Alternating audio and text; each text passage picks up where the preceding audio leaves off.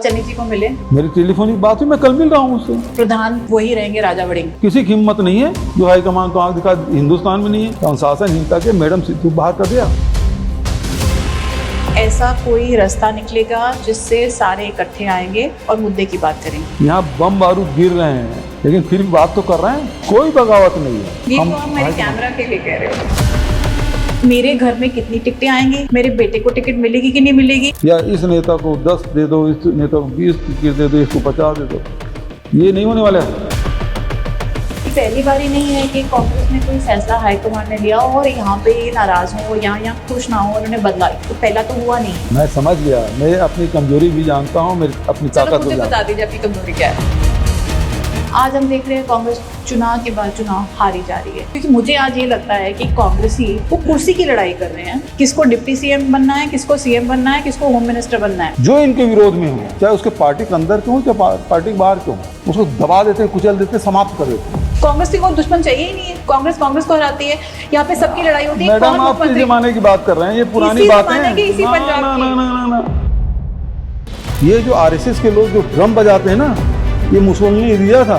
और ये खाकी पेंट है ना, ये भारतीय परिधान नहीं है, ये यूनिफॉर्म है उनका वहाँ का, इटली का, ये मुसोलिनी से लेकर आए थे। यदि फिर चुनाव होता तो तीसरे बार प्रधानमंत्री नहीं बनते, तब प्रधानमंत्री राहुल जी होते। वही ना, आप वही प्रधानमंत्री के चक्कर में आपने नीतीश जी को या बाकियों को जगह नहीं दी, तो वो भी चले गए। तो वो साथ में होते तो आप जीत जाते। तो जर्मनी में केवल हिटलर ही हिटलर रहा है कि मरने के बाद आज जर्मनी में तो हिटलर का नाम नहीं लेता। हिटलर और बीजेपी सेम नहीं हो सकता ना। सत श्री अकाल जी। हर जिंदा दिल भारतीय ਨੂੰ ਇੱਕ ਚਿੰਤਾ ਹੁੰਦੀ ਹੈ ਕਿ ਭਾਰਤ ਦੀ ਸਿਆਸਤ ਵਿੱਚ ਏਕਾਧਿਕਾਰ ਨਾ ਆ ਜਾਵੇ। ਜੇ ਕਾਂਗਰਸ ਤਾਕਤਵਰ ਨਾ ਹੋਈ ਤਾਂ ਦੇਸ਼ ਦੀ ਸਿਆਸੀ ਚਿਹਰਾ ਕਿਹੋ ਜਿਹਾ ਹੋਏਗਾ। ਪਰ ਇਹ ਚਿੰਤਾ ਕਈ ਵਾਰੀ ਲੱਗਦਾ ਹੈ ਕਿ ਕਾਂਗਰਸੀਆਂ ਤੋਂ ਜ਼ਿਆਦਾ ਸਾਨੂੰ ਹੁੰਦੀ ਹੈਗੀ ਹੈ। ਅੱਜ ਮੇਰੇ ਨਾਲ ਪੰਜਾਬ ਦੇ इंचार्ज भूपेश बघेल जी बैठे ने। बघेल जी, स्पोक्समैन टीवी पे आने का बहुत बहुत शुक्रिया। जी नमस्कार, सत श्री अकाल। जैसे मैंने बताया, ये जो चैनल है ये आप ही के कांग्रेसमैन सरदार हुकुम सिंह का शुरू किया है जी। तो आज हम इतने सालों बाद आप इस चैनल पे आए हैं। जी, मैं अपने परिवार के बीच में हूँ, अच्छा लग रहा है। तो बेसिक परिवार की बात आपने करी, तो मैं आपको एक निजी सवाल पूछना चाहती हूँ। आपके बच्चे हैं? जी हाँ। कितने? 4 हैं, 3 लड़की 1 लड़का। तो कैसे रिश्ता है? कभी आपने उनको बताया कि कैसे हमारा परिवार चलता है, कैसे नहीं चलता? वो आपके परिवार के किसी को बेदखल तो नहीं करने की जरूरत पड़ी ना? मेरे परिवार में 4 सदस्य हैं और अब सभी उम्र में मतलब नौकरी भी कर रहे हैं, शादियां भी हो गई है, उनके बच्चे भी होंगे मेरे पास। मतलब पर आपको फक्र होता है ना, ये मेरे बच्चे हैं, ये मेरी जो सोच है उसको आगे लेके जा रहे हैं। हाँ हाँ, क्यों नहीं। अपने बच्चों कभी बच्चों को हाथ उठाने की जरूरत पड़ी? मुझे नहीं पड़ी। ये काम अपने बेटर हाफ को दे दिया? नहीं, एक्चुअल में क्या है कि मिसेस और मेरे बीच में काम का बंटवारा हुआ। हाँ। तो घर में आप बॉस हो और राजनीति में आपकी कोई दखल नहीं। ठीक है, तो उन्होंने बड़ी अच्छी तरह से तो बच्चों की जो परवरिश है वो श्रीमती जी ने किया है। तो मुझे किसी डांटने का मौका ही नहीं मिला। तो मतलब आपको अपने बच्चों पे फक्र होता है? कभी आपकी बगावत नहीं करते? कभी बाहर जाके ये तो नहीं लगता कि भूपेश बघेल के बच्चे हैं, उन्होंने आज ठीक तरह पेश नहीं आए? ऐसा कभी आपको मिला नहीं? देखिए, परिवार आप मेरा इशारा समझ रहे हैं ना? हाँ, सुख दुख में। अब एक घटना बता रहा हूँ। जब मैं पहली बार एमएलए बना तब हमारी राजधानी भोपाल हुआ करती थी, मध्य प्रदेश का हिस्सा था। तो एक दिन मैं फोन लगाया, विधानसभा सत्र चल रहा था, जल्दी छुट्टी हो गई। मतलब उस समय तो दिग्विजय सिंह मुख्यमंत्री थे, हम लोग सत्ता में थे, तो दिन भर के लिए एडजोन हो गया। और फिर उसके बाद शनिवार, रविवार, शुक्रवार की बात है, गुरुवार की बात है, शुक्रवार को लगना नहीं हाउस। तो मैंने फ़ोन किया घर में। उस समय ये मोबाइल नहीं आया था, टेलीफोन था। इत्तेफाक से मिसेज नहीं थी घर में, तो मेरी मझली बेटी थी, वो फ़ोन उठाई और जब मेरे आवाज़ सुनी तो बड़ी खुश थी। लेकिन जैसे उसको बताया कि मैं यहाँ आ रहा हूँ, भिलाई जा रहा हूँ, तो दुखी हो गई। मैंने क्यों, मेरे आने से खुश नहीं हो? बोले नहीं। क्यों? जब आप यहाँ रहते हो तो जब हम लोग सुबह स्कूल जाते हैं तब आप उठे नहीं रहते हो, और जब आप आते हैं तो हम लोग सो चुके होते हैं, तो आपसे मुलाकात होती नहीं है। जब आप भोपाल में रहते हैं टेलीफोन से बात हो जाती है। तो प्यार बहुत है, बस बेटियों का प्यार तो होता ही है। पर भूपेश जी, आप जैसे कह रहे हैं, आपको बच्चों की बात करें, आपके चेहरे पे कितनी मुस्कुराहट आ रही है। अब जो बच्चे आपको मिले हुए हैं, जो बड़े हैं, जो मंत्री भी बन चुके हैं, जो मुख्यमंत्री भी बन चुके हैं, उनकी बात करेंगे तो आपके चेहरे पे उतनी मुस्कुराहट आएगी जिनको आज आप संभाल रहे हैं, पंजाब प्रदेश के जो आपके कांग्रेसी। मैं पंजाब अभी पिछले 5 दिन से हूँ, और जितने लोग मिल रहे हैं तो बड़े खुशी खुशी मिल रहे हैं, और सब ने कहा कि ये जो हाईकमान ने फैसला किया वो अद्भुत है, बहुत बढ़िया फैसला है। ये तो आप हमारे कैमरा के लिए कह रहे हो ना? वैसे भी मैं देखिए आज भर नहीं मिला हूँ, आज तो मैं मीडिया वालों ले रखा जी। पिछले 3 दिन से लगातार सुबह से 10 बजे से लेके रात को 10 बजे तक मैं कार्यकर्ताओं के बीच में हूँ, पदाधिकारियों के बीच में हूँ, है ना, बड़े नेताओं के बीच में, सीनियर बड़े नहीं, जो बगावती चेहरे हैं, जो कह रहे हैं कोई बगावत। देखिए सबसे पहली बात है, आपके जो बगावती शब्द है उससे मुझे इतराज है। क्यों? कोई बगावत नहीं है, सब मिल रहे हैं, या तो पीसीसी मार्ग मेरे सब लोग मिल रहे हैं, या मैं उनके घरों में जाकर मिल रहा हूँ। चलो आप चन्नी जी को मिले? मेरी टेलीफोनिक बात हुई, मैं कल मिल रहा हूँ उससे। कल मिल रहे हैं? हाँ हाँ। तो थोड़ी सी वो आपकी बात, मुझे एक बात बताइए, अभी आप सब दिल्ली पे बैठे थे, ये बातें हुई होंगी, हाँ। जो फैसले लिए गए वो इन बातों से मिलते जुलते नहीं थे? जो हाईकमान ने फैसला लिया कि प्रधान कौन बनेगा, कौन कौन सी कमेटी का हेड बनेगा, या जो यहाँ पे चाहते हैं कि आज मुख्यमंत्री चेहरा ऐलाना जाए, क्या ये बातें वहां पे नहीं हुई थी? इस प्रकार से कोई बात नहीं हुई थी। तो फिर ये अब पहले कर लेनी चाहिए। देखिए पहली बात तो ये है कि हमारे पार्टी में आंतरिक लोकतंत्र है, सबसे चर्चा करके करते हैं बात, फैसला करते हैं, सबसे बात करते हैं। भारतीय जनता पार्टी में बताओ, यहाँ तो चंडीगढ़ में कुछ हुआ बोलते हैं, जा रहे हैं खड़गे साहब से मिलते हैं, केजरीवाल साहब से मिलेंगे, राहुल जी से मिलेंगे। आज हम सिर्फ कांग्रेस की बात करते हैं, क्योंकि कांग्रेस की चिंता हमको भी है, आपसे शायद ज्यादा ही है। ना, इसलिए मैं बता रहा हूँ। देखिए लोकतंत्र में, प्रजातंत्र में यही खूबसूरती है कि सबसे बात करना है, जो असहमत है उसका भी सम्मान है। भारतीय जनता पार्टी नहीं हो, डिक्टेटरशिप है। वहाँ कोई बोल देगा, चंडीगढ़ में कोई नेता ये बोल देगा मैं जा रहा हूँ मोदी से बात करूंगा, आते कभी सुना आपने? चलो मान लीजिए वहां पे है ऐसा, पर एक चीज देखिए, आज वो जीती जा रही है, कांग्रेस हारी जा रही है। और मैं लोगों की बात बोलूं तो लोग भी अब दुखी आ गए हैं, क्योंकि ये पहली बार ही नहीं है कि कांग्रेस में कोई फैसला हाईकमान ने लिया और यहाँ पे नाराज हो या यहाँ खुश ना हो, उन्होंने बदला। पहला तो हुआ नहीं है। आज हम देख रहे हैं कांग्रेस चुनाव के बाद चुनाव हारी जा रही है। देश में भी दुखी होता है, क्योंकि सब चाहते हैं दो पार्टी तो स्ट्रांग होनी चाहिए। जब कांग्रेस अकेली तब भी ठीक नहीं था, जब भाजपा अकेली तब भी ठीक नहीं है। तो इसलिए हम कांग्रेस की बात करते हैं। जब एक मीटिंग नहीं आप उसकी भी बात करें, भाजपा की बात करें। आप जो कह रहे हैं वो जीतते जा रहे हैं और हम हारते जाते हैं, लेकिन हमको लोकतंत्र, हम लोकतांत्रिक पार्टी हैं, हमको लोकतंत्र में विश्वास है। दूसरी बात यह है, हिटलर जब जीवित रहा है तो जर्मनी में केवल हिटलर ही हिटलर रहा है, लेकिन मरने के बाद आज जर्मनी में कोई हिटलर का नाम नहीं लेता। हिटलर और बीजेपी सेम नहीं हो सकता ना, ज्यादा हो गया। बिल्कुल गलत बोल रही हैं आप। मुसोलिनी से मिलने कौन गया था? बीएस मुंजे कौन है? इनके संस्थापक, आरएसएस के संस्थापक सदस्यों से एक है। ये वहां से मिलने गया। और आपको इतिहास नहीं मालूम होगा, मैं आपको बता रहा हूं, ये जो आरएसएस के लोग जो ड्रम बजाते हैं ना, ये मुसोलिनी दिया था। और ये खाकी पेंट है ना, ये भारतीय परिधान नहीं है, ये यूनिफॉर्म है उनका, वहां का, इटली का, मुसोलिनी से लेकर आए थे। तो इनके जो राष्ट्रवाद है वो भारतीय नहीं है, इसका राष्ट्रवाद प्रेरित वो मुसोलिनी और हिटलर ही है। इसलिए अपने विरोधियों को कुचल देते हैं, दमन कर देते हैं। आप देख लीजिए इनकी कार्यशैली, जो इनके विरोध में हो, चाहे उसके पार्टी के अंदर के हो चाहे पार्टी के बाहर के हो, उसको दबा देते हैं, कुचल देते हैं, समाप्त कर देते हैं। और कांग्रेसी क्या करते हैं? कांग्रेसी में आप विरोध करते फिर भी आपकी बात सुनी जाती, सम्मान मिलता है। ये अंतर है। आप कुछ लीडर्स होंगे, चलो एक कमरा, आज जैसे आपका परिवार है, आपके बच्चे हैं, बच्चे चीजें मांगते हैं, पर एक बार ही फैसला हो जाए तो परिवार इकट्ठा होता है ना। हाँ हाँ तो ये मीटिंग दिल्ली में हुई है ना, जी। सबने अपनी आवाज रखी, उसके बाद फिर से ये जो आप कह लो लोकतंत्री उनका हक है बोलने का, ये तरीका क्या ठीक है? नहीं, मुझे एक चीज बताइए, आपको सब हाई छोड़ कमान के 5 दिन आए, अब 3 दिन आपने और एक्सटेंड कर लिया क्योंकि अभी ना जी ना जी ना जी, आप 5 दिन की ना ना 5 दिन के लिए आया, आज मेरा चौथा दिन है। आपकी 2 बजे की फ्लाइट थी आज। ना नहीं, मैं टिकट ही नहीं लिया।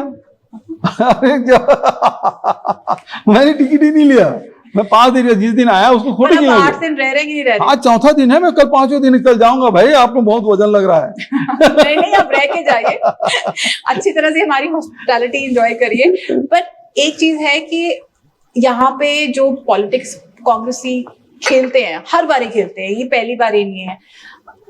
चलो आप कहते हो विरोधी खत्म कर देते हैं, बट यहाँ पे कांग्रेसी भी है कि एक दूसरे को हराने में सोचते हैं, पहले सोचते हैं कि जीतने का नहीं सोचते हैं, पहले देखते हैं जो मेरे सामने एक मेरा ताकतवर है मैं उसको कैसे हरा दूं, धड़े बनते हैं और धड़े जाके दूसरे को हरा के आते हैं। तो आप कहना चाहती कांग्रेस को हराती है? कांग्रेस बिल्कुल, कांग्रेस को दुश्मन चाहिए ही नहीं है, कांग्रेस को हराती है। यहाँ पे सबकी लड़ाई होती है। मैडम आप किस जमाने की बात कर रहे हैं? ये पुरानी बात है। इसी पंजाब की, ये पुराने जमाने की बात हो गई। कांग्रेस को हराती है। जी, अब जो ना भूपेश जी, मेरा चैनल देखिए पंजाब की आवाज बोलता है। हाँ, और वो लोग हैं जो चाहते हैं कि एक जिंदा दिमाग कांग्रेस चाहिए हमें। हाँ, जो सोचे कि मुझे सिर्फ पंजाब की लेनी, बिकॉज अगर पंजाब से जो लहर आएगी वो पूरे देश में जाएगी। आजादी भी वैसे मिली थी। अगर आप असल में भाई पंजाब प्रदेश भले छोटा हो, लेकिन इसकी गूंज है वो पूरी दुनिया में जाती है। इसकी आवाज तो मानना पड़ेगा ना। मेरी कमजोरी क्या है? मैं समझ गया, मैं अपनी कमजोरी भी जानता हूँ, मेरी अपनी ताकत मुझे बता दीजिए आपकी कमजोरी क्या है? देखिए कमजोरी ये है कि हम लोग को संगठित होकर लड़ाई लड़ना चाहिए। दूसरी बात ये है कि ये पार्टी हमेशा जनता की भलाई के लिए लड़ती रही है और ये आंदोलन से उपजी हुई पार्टी है। और जब कांग्रेसी आंदोलनरत नहीं रहते तब कांग्रेस कमजोर हो जाती है। जब जनता के लिए, किसानों के लिए, मजदूरों के लिए, युवाओं के लिए, महिलाओं के लिए, व्यापारियों के लिए जब लड़ाई लड़ते हैं तो कांग्रेस जिंदा रहती है। और दूसरी बात यह है कि अब कांग्रेस क्यों नहीं हराती? आज हमारी जो लड़ाई है तो भारतीय जनता पार्टी, आम आदमी पार्टी इससे नहीं है, अकाली दल से नहीं है, ये तो है ही। लेकिन इसके अलावा जो आज मिशनरी है, आप देखेंगे निर्वाचन आयोग किस प्रकार से पार्टी बनी हुई है, भारतीय जनता पार्टी के लिए एक तरफा खड़ी हुई है।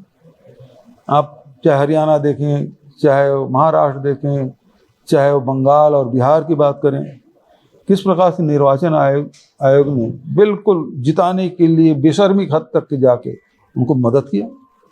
किस प्रकार से एजेंसियां हैं, ईडी, आईटी, सीबीआई, ये सब लगे हुए। अभी पंजाब में देख लीजिए, ये 7 जो सांसद गए हैं, अचानक इनके मतलब ज्ञान चक्षु खुल गए क्या कि तुरंत हृदय परिवर्तन हो गया और चले गए? 7 लोग चले गए भारतीय जनता पार्टी 1 मिनट के लिए। हाँ। दूसरे अभी जनप्रतिनिधि गए, क्यों गए उसके अंतरात्मा जानती है, पूरे पंजाब के लोग जानते हैं, बताने की जरूरत नहीं। दूसरी बात, अभी ईडी आई और विजिलेंस ऑफिस में छापा डाल दी। क्या संकेत है? सारे ब्यूरो के इसी के बता दिए, बेटा हमारे लाइन में चलो, हमारे इशारे में काम करो, नहीं तो अभी तुम्हारे कार्यालय में छापा डाले हैं, बाद में तुम्हारे घर में छापा डालेंगे, तुम्हारे रिश्तेदारों में छापा डालेंगे। और भगवंत मान के जो ओएसडी है उसके यहाँ कुछ भी पैसा वैसा मिला ना, उस बाहर फेंका हुआ 50 लाख, तो उधर भी संकेत है। तो ये जो एजेंसी है ठीक चुनाव के समय उस प्रदेश में सक्रिय होती है।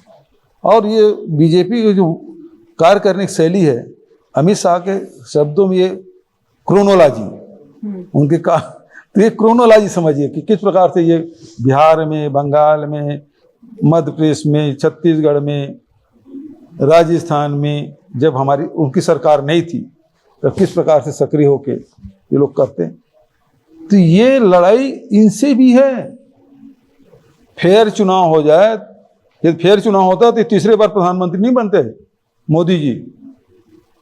वो तो 160 सीट में समय 240 सीट भी नहीं आने वाली थी। तब प्रधानमंत्री राहुल जी होते यदि पर फिर वही चुनाव। ना, अब वही प्रधानमंत्री के चक्कर में आपने नीतीश जी को या बाकियों को जगह नहीं दी, तो वो भी चले गए, तो वो साथ में होते तो आप जीत जाते। देखिए कुर्सी का अब खेल रहता है सुनो कांग्रेस तो में क्या? अब देखो, ऐसा है कि शुरुआत किसने की थी? नीतीश बाबू ने। हम्म, क्यों नहीं बना? ममता दीदी जाने। ममता दीदी अड़ी। अब आज देख लीजिए अकड़ बची है। इस बंगाल में वो भारतीय जनता पार्टी की एंट्री नहीं देती तो आज उनकी दुर्गति नहीं होती इतनी। तो अपनी दुर्गति के लिए ममता जी खुद जिम्मेदार है। यहाँ पे भी तो वही हाल है। क्या? ईडी यहाँ पे भी आई थी जब कांग्रेस का राज था। अपनी जो हालत कांग्रेस पंजाब में है, अब आप जो मुद्दे कह रहे हैं कि जो क्रोनोलॉजी है बीजेपी की, अगर उसको आपको लगता है सच है तो उसको हराना है, तो पंजाब से ऐसी जगह नहीं है। कोई क्रांतिकारी जैसे आप हैं, आंदोलन के लिए पंजाब भी खड़ा हो जाता है, जी ठीक है।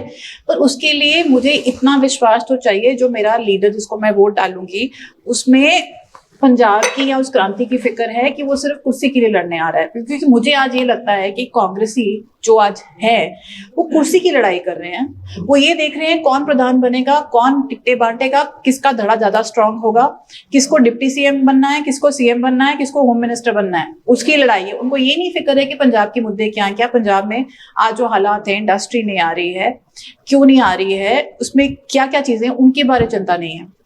और ये असल मुद्दे होने चाहिए, ना कि मेरे घर में कितनी टिकटें आएंगी, मेरे बेटे को टिकट मिलेगी कि नहीं मिलेगी, एक परिवार में से एक टिकट ही मिलेगी कि मुझे एक परिवार में 4 टिकटें चाहिए, ठीक है ना। देखिए आपने 3-4 सवाल एक साथ पूछ दिए। पहली बात तो ये है कि पार्टी पहली बार है निचले स्तर पर संगठन तैयार की है। आप उसका उदाहरण मैं आपको बताना चाहूंगा। अभी SIR चल रहा है, लेकिन 24,000 BLA-2 केवल कांग्रेस की है।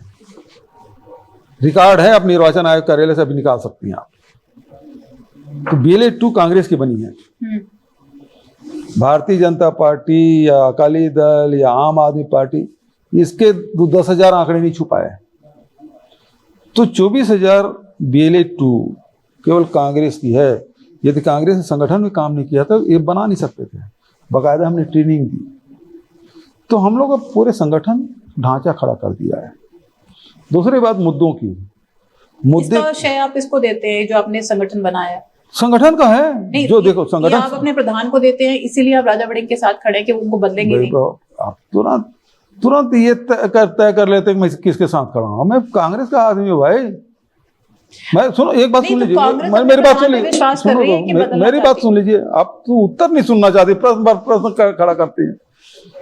देखिए संगठन सृजन वर्ष है, इसको खड़गे जी और राहुल जी ने घोषित किया और केसी वेणुगोपाल ने इसको इम्प्लीमेंट करने का काम किया। और संगठन सृजन यहाँ भी हुआ, हिमाचल में भी हुआ, आप देखेंगे जम्मू कश्मीर में हुआ, हरियाणा में हुआ, सब जगह। हरियाणा में 24 साल से जिला अध्यक्ष नहीं बने थे, पहली बार बना जिला अध्यक्ष इस संगठन सृजन के कारण से। और इसका श्रेय जाता है राहुल जी और खड़गे जी को। और इम्प्लीमेंट करवाया केसी वेणुगोपाल और उसे पूरी टीम जो लगातार जाके फील्ड में काम कर रहे हैं। और बड़े बड़े सीनियर लीडर आप देखेंगे जो केंद्रीय मंत्री रहे हैं, है ना, वो तक एक जिले में 8 दिन बैठ के जिला अध्यक्ष का चयन कर रहा है। तो ये कोई छोटी मोटी बात नहीं। बड़े बड़े दिग्गज नेता सब जिलों में जाकर 8-8 दिन समय दिए, 15 दिन समय दिए। पूरे देश भर के सीनियर लीडर वहाँ बैठे और संगठन सृजन के माध्यम से इनकी नियुक्ति हुई। अब जहाँ तक टिकट की बात जब कर रहे हैं, तो राहुल जी स्पष्ट कर चुके हैं कि टिकट वितरण में जिला अध्यक्षों की महत्वपूर्ण भूमिका हो। वो जो सेंट्रल इलेक्शन कमेटी है ना, CEC हमारी, उसमें उसकी बैठने का अधिकार होगा, वहाँ उसकी सुनवाई होगी, उनकी बात रखने का अधिकार मिलेगा। तो जब आप कार्यकर्ताओं की बात सुनेंगे तो फिर टिकट वितरण में गड़बड़ी नहीं होगी। और जो आप जितनी बातें कर रहे हैं कि इतने परिवार को इतना दिया जाएगा, उतने परिवार को, या इस नेता को 10 दे दो, इस नेता को 20 टिकट दे दो, इसको 50 दे दो, ये नहीं होने वाला है। यहाँ जिस कार्यकर्ता के जो फील्ड में अच्छा काम किया है, उसके यदि हल्के में उसका काम अच्छा है और जीतने लायक है, लेकिन वो किसी नेता के कोई संपर्क में नहीं, वो चाहता नहीं है, लेकिन वो जीतने वाला है, तो टिकट उसको मिलेगी, ये मैं गारंटी के साथ कर रहा हूँ। मैं यहाँ पे आपको एक सवाल पूछूं? हाँ पूछिए। क्योंकि अगर आप अपने नेता को, जो आपके कहीं राजा टाइप बन चुके हैं, कितने सालों से उन्हीं का हल्का है, वही जीतते आ रहे हैं, वो जो नेता है उन्होंने अपना हल्का बनाया हुआ, एक सियासत परिवार का वो बन गया है, एक बिजनेस बन गया है। अब जब उसको दोगे नहीं और किसी जीतने वाले को, कार्यकर्ता को दोगे, तो वो नेता उसी के खिलाफ उतरेगा, कहेगा मैं इसको हराऊंगा। दो अलग अलग बातें आपने कर दी। पहली बात है जो लगातार जीतते आ रहे हैं, बहुत सारे ऐसे नेता हैं जो 4 बार 5 बार 6 बार चुनाव जीते हैं, तो हमारे स्थापित नेता हैं, वो मतलब वहाँ कांग्रेस की पहचान बन चुके हैं वो, और जीतते आ रहे हैं, तो उसका टिकट क्यों काटेंगे हम? क्योंकि लेकिन पिछली बार ये हार गए, तो शायद एक बार हार गए, उसके बाद उसकी सक्रियता देखेंगे ना कि वो 5 साल सक्रिय रहा है कि नहीं रहा है, जनता के बीच में रहा है नहीं रहा है, कार्यकर्ताओं के बीच जो में। जीते भी, पर जब लोगों ने उनका काम देखा या तभी वोट नहीं डाली, कुछ उन्होंने ऐसा किया होगा तो वोट लोगों के दिल से उतर गए। अब आपने कहा मैं यहाँ एक कार्यकर्ता को दूंगा, पर वो लीडर की भी पहुंच है, पैसा भी है। दो अलग देखिए, ये कार्यकर्ताओं को टिकट देना है तो हमारे पास बहुत सारी सीटें, अभी हमारे पास पिछले समय 18 जीते थे, है ना, तो इसका मतलब है कि 99 सीट में हमारी खाली रही है, उसमें कुछ हो सकते हैं हमारे स्थापित नेता हों, तो निश्चित रूप से 40-50 जो सीटें हैं, निश्चित रूप से स्थापित जो नेता हैं उनको हम देंगे। क्यों? वो जो पीढ़ी दर पीढ़ी या पूरा जीवन उन्होंने खपाया है, तो उसको दूध की मक्खी की तरह निकाल के फेंकेंगे नहीं। वो हमारी ताकत है, वो हमारे एसेट्स हैं, हमारी पहचान है, वो हमारा प्रतिनिधित्व करते हैं हमारी पार्टी का, हम उसको निकाल के फेंकेंगे नहीं। लेकिन बहुत सारी सीटें ऐसी है जिसमें कभी जीत नहीं रहे हैं, लेकिन कोई अच्छा काम कर रहा लड़का, तो जो लगातार हार रहा है उसको कैसे देंगे टिकट? जो 3 बार से 4 बार से हार रहा है, तो वहाँ एक्सपेरिमेंट ये उसी देने की मूर्खता नहीं करेंगे। तो जी इस बात से मैं 2-3 सवाल पूछना चाहती हूँ, बारी बारी पूछूंगी आपको, ज्यादा सवाल इकट्ठे नहीं पूछूंगी। क्या ये जो हलचल है, मैं इसको बगावत नहीं कहती, हलचल जो हो रही है जिसके कारण आप 5 या 6 दिन यहाँ पे रहेंगे, उसके जाने तक आप क्या सोचते हैं कि ऐसा कोई रास्ता निकलेगा जिससे सारे इकट्ठे आएंगे और मुद्दे की बात करेंगे? दुनिया में ऐसी कोई समस्या नहीं है जिससे बातचीत से हल ना किया जाए। यहाँ बम बारूद गिर रहे हैं, लेकिन फिर भी बात तो कर रहे हैं। ईरान में गिर रहा है, और रूस और यूक्रेन में लड़ाई हो रही है, बम बारूद गिर रहे हैं, उसके बाद बातचीत का रास्ता खुला हुआ है ना। तो इसका मतलब क्या हुआ? बम बारूद से फैसला नहीं हो रहा है, फैसला बातचीत से। तो बातचीत से सारी समस्याओं का हल होना है। और इसके बाद दूसरा जो ये बातचीत होगी, उससे ये जो कांग्रेस का एक नीति बनी थी कि एक परिवार में एक ही टिकट जाएगी, वो बरकरार रहेगी? भाई टिकट वितरण के समय सब सारे चीजें हैं, स्टेट लीडरशिप और सेंट्रल लीडरशिप मिलकर तय कर लेते हैं कि भाई क्राइटेरिया क्या होगा, तो स्टेट लीडरशिप और सेंट्रल लीडरशिप तय कर लेंगे, उसमें कोई बड़ी बात है। और आप कह रहे हो कि नए लीडर्स हम जरूर एक्सपेक्ट कर सकते हैं, बिल्कुल बिल्कुल आएंगे, बिल्कुल आएंगे। महिलाओं को भी ज्यादा से ज्यादा मौका देंगे, और जो नौजवान लड़के हैं उनको भी मौका देंगे। और प्रधान वही रहेंगे, राजा वड़िंग है ही भाई, हाईकमान ने फैसला कर दिया जी। क्योंकि पीछे एक मीटिंग हुई थी जहां उन्होंने कहा कि अरे भाई हाईकमान से कोई बड़ा है क्या? होना तो नहीं चाहिए, नहीं है ना, न खुद मानते हैं, कोई भी नहीं मानता कि मैं हाईकमान से बड़ा हूँ। हम हाईकमान से अपना रिक्वेस्ट भेज सकते हैं, हाईकमान से को हम आंख नहीं दिखा सकते। आप मानते हो यहाँ पे आंख दिखाएगी ना? किसी की हिम्मत नहीं है जो हाईकमान को आंख दिखा, हिंदुस्तान में नहीं है, दिखा दी कोई नहीं हो।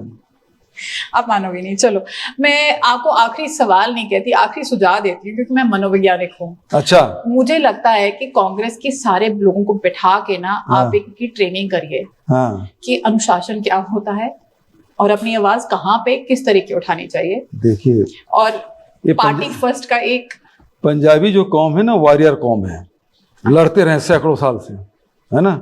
और अभी भी सेना में आप देखेंगे तो पंजाबियों की संख्या बहुत मिलेगी। तो जो योद्धा है ना, वो अनुशासन का महत्व समझते हैं। मैं समझता हूँ कि अनुशासन कोई तोड़ेगा नहीं। बघेल जी टूट रहा है, नहीं, टूटा आ रहा है, जो भी करता है। मैं उसी वॉरियर वॉरियर देखिए, मैडम, वॉरियर के परिवार की, वॉरियर की बेटी हूँ, पर मुझे पता है तलवार अपने को नहीं मारनी, आगे वाले दुश्मन को मारनी है। ये सिखाना जरूरी है। देखिए, सीमा पार किए आप मैडम। मैं सुझाव दे रही हूँ, बाकी मैं आपकी बिल्कुल, मर्जी। मैं आपके सुझावों को सर आंखों पे लेता हूँ, लेकिन एक बात और कहना चाहता हूँ, अनुशासनहीनता के मैडम सिद्धू बाहर कर दिया। वो तो चलो, अभी एक व्यक्ति ने पार्टी हाईकमान के खिलाफ बोला, उसको नोटिस थमा दिया गया और वो आज निलंबित हो जाएगा। तो जो सीमा लांघा उसको बाहर का रास्ता दिखा दिया जाएगा, चाहे कोई भी हो। ये मैं इस मंच के माध्यम से चलो, दूसरा मैं आपको ये थी, पंजाब के लोग चाहते हैं कि हमारे आगू थोड़े लगे कि उनमें दम है और पंजाब की फिक्र कर रहे हैं, सिर्फ कुर्सी की फिक्र नहीं कर रहे हैं। पर हमारे साथ जुड़ने के लिए और बात करने के लिए बहुत बहुत धन्यवाद, और उम्मीद करते हैं आपको यहाँ पे कुछ और काम के लिए आना पड़ेगा, बच्चों को संभालने के लिए नहीं आना पड़ेगा। जी, बहुत बहुत धन्यवाद।